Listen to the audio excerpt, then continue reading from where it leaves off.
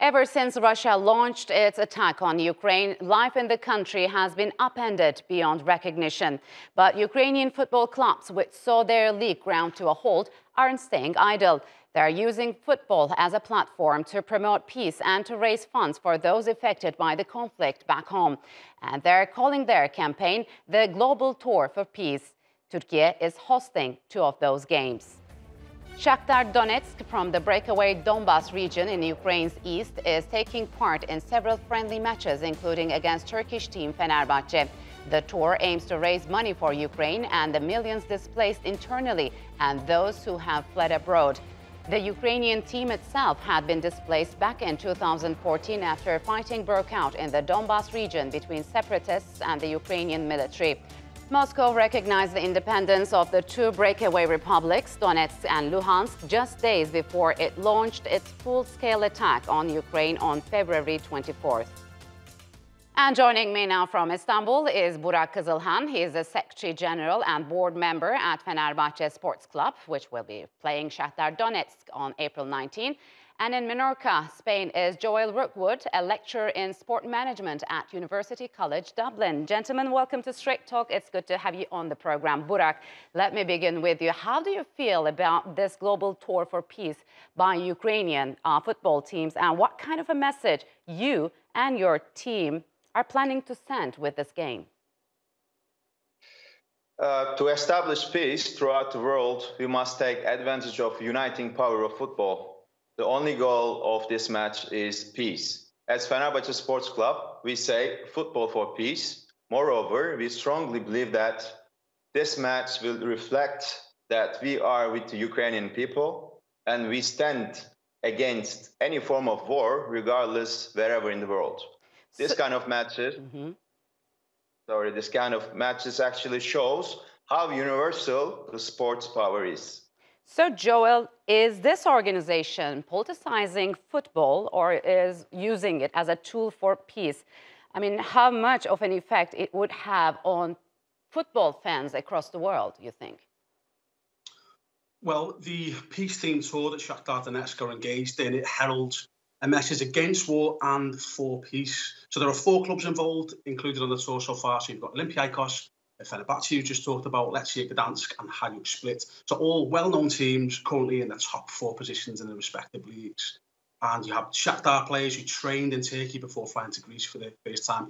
And the players wear the names of Ukrainians' heavily bombarded cities on their shirts. And you had teddy bears placed on seats in Athens in that first game in memory of the 176 children so sadly killed since the invasion began. But then the stadium for the first game was only a quarter full. You had the Olympiacos' Gate 7 group boycotting the game, saying they refused to take sides and play political games. So it somewhat undermined the tour as it began. Olympiacos also won the first game 1-0, but results are largely redundant. These games are not about competition or contestation. Yes. They're about connection and solidarity.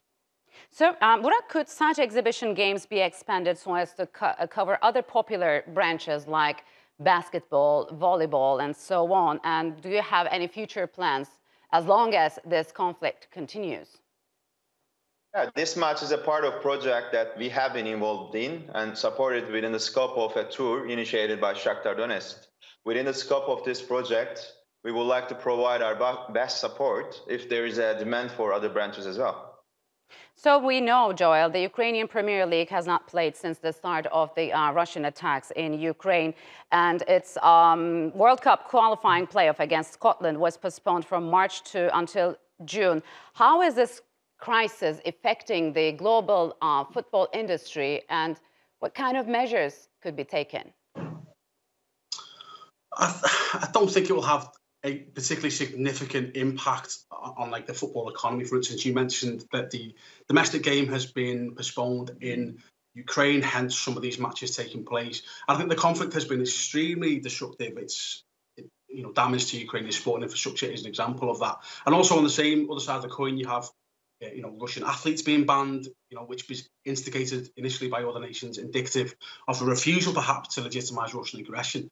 So you have Russian and Ukrainian athletes. I think there'll be a bigger loss to other sports and other competitions in the future, such as Olympic sports. And the absence of Russian and Ukrainian football clubs will probably have minimal impact on European football competitions, for instance. But I think the extent of the impact on sport and other spheres might depend on the war being confined to Ukrainian territory. So if Russia's plans for territorial expansion eventually extend to surrounding countries like the Baltic states, Finland, Poland, or NATO or other militaries join the conflict overtly in opposition to Russia, then the consequences could yet be more devastating and widespread, and sport, of course, could be impacted. So it will depend on Russia's military objectives and actions. So, Burak, how interested are Turkish fans in this organization, and are you expecting a full stadium? And do you believe that Turkey alone could raise awareness for Ukraine?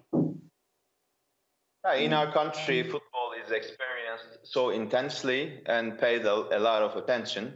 It is a solid branch of sports to raise awareness regarding this issue that concern every segment of the society. I think that it will be newsworthy globally, and that our supporters and all sports fans will show great interest in this match. Joel, how do you think Turkey is different when it comes to having more balanced and comprehensive relationship with both Ukraine and Russia in numerous sectors? What can it offer differently?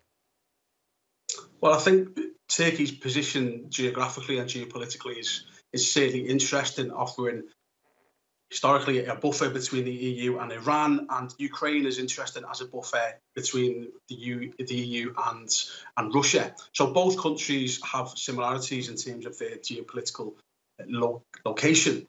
But I think if we make this about sport, I think the question becomes then, does Turkey and clubs from other parts of the world, do we use these cultural institutions to show solidarity with democratically elected governments, internationally recognised states, when their sovereignty is undermined, their stability threatened, their citizens murdered and displaced, their cities shelled and destroyed? And I think Turkey has taken the lead in showing this responsibility, and they should be commended for doing that, and hopefully others will follow suit. It won't change the course of the conflict, but it does remind Ukrainians who supports their cause. Burak, where will the money generated from these games be used? Would it be enough to soothe the pains of the Ukrainians, and how much you are planning to generate? This special match is being organized within the scope of Shakhtar Donetsk Global Tour, as I mentioned before, initiated by Shakhtar. What we do is support them within the project, and the revenue will be donated to the innocent people and the children who are the actual victims of the sport. We hope that as Fenerbahce Sports Club, we can support even a little in healing the wounds.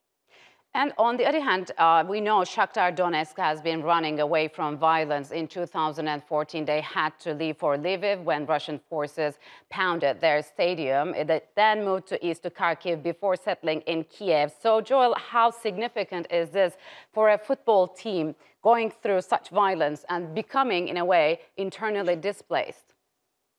Well, they have been displaced since 2014. So some of the impacts of this conflict are not new to that part of the country. And the club is a fascinating club. It was controversially acquired by Rinat Akhmetsov, Ukraine's richest man. He built the Donbass Arena that hosted matches at Euro 2012. But as you mentioned, the club has since been associated with conflict and displacement.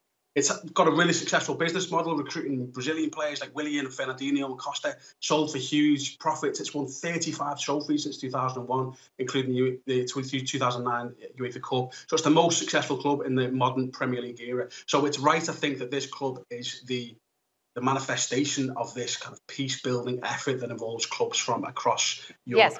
But with no immediate signs for the end of fighting, Burak, could these teams continue to train in Turkey and still be part of the game? And do you believe that Turkey would continue to provide the most needed support to these teams? What's the position in here? Actually, as Fenerbahce Sports Club, first of all, we would like to thank Shakhtar for inviting us to the special match, and we hope that we can provide maximum support for the Ukrainian people and Shakhtar Donetsk. As Turkey's largest non-governmental organization, pioneering and exemplary in every event that concerns the society, our club gives a great message to the millions of our fans all over Turkey with the special match, and we say again, football for peace. Okay, so Joel, There is also the other side of this conflict, unfortunately. How are Russian athletes caught in the middle of this crisis? And is it fair to force those Russian athletes to pick sides?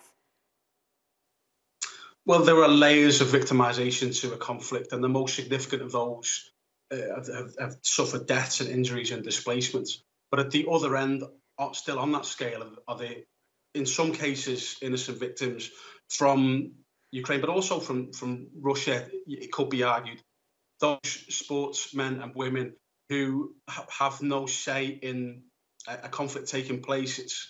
It's happening in their name as they are representatives of their country, but it doesn't necessarily mean they will have chosen it. Yeah. So it's put people in an awkward position, and I feel for some of those Russian athletes, it's not something they would have chosen, but it is a reality they have faced. They are representatives of their country, and just in international sport, they must kind of act accordingly and try and engage as peacefully as they can in the limited way that is enabled for them. So, Burak, what do you make of some international organizations' treatment of Russian athletes, as well as some artists?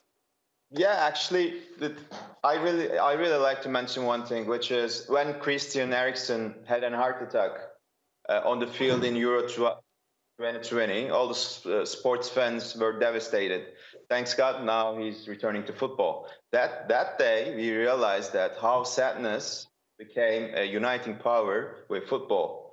Today, considering the Ukrainian people, we confront with a much sadder picture. All relevant institutions have implemented serious sanctions, and we have no idea how the sanctions will continue in the future and what kind of a situation will await us when the Champions League and Europa League teams are banned. So we hope that this war will end soon and the world will live in peace again. All right, gentlemen, unfortunately, we'll have to leave it here. Thank you very much for joining me on Straight Talk.